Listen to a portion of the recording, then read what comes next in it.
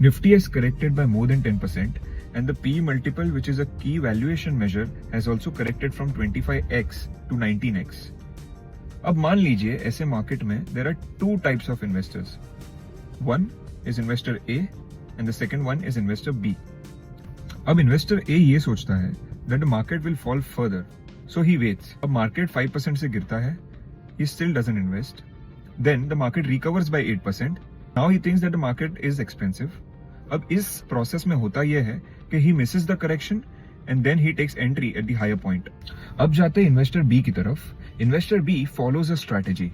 He invests 25% immediately, 25% on a fall of 5%, and deploys the remaining amount within 3 to 6 months. Meanwhile, he keeps the balance amount in a liquid fund and does a STP for a disciplined entry. 12 महीनों बाद जब हम investor ए की बात करेंगे तो उसका average काफी हायर होगा एंड इन्वेस्टर बी का average comparatively will be very low. Same market, different behaviour, different returns. अब देखते हैं डिफरेंट मार्केट सिनेरियोज में होता क्या है. अगर मार्केट गिरता है then investor be still in a better position because उसके पास और कैश है इन्वेस्ट करने के लिए.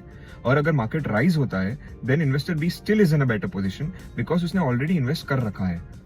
इन both the scenarios strategy beats emotion. So, moral of the story, you don't need to predict the direction, you need to prepare for the right outcome. Because it's not about being right, it's about not being wrong.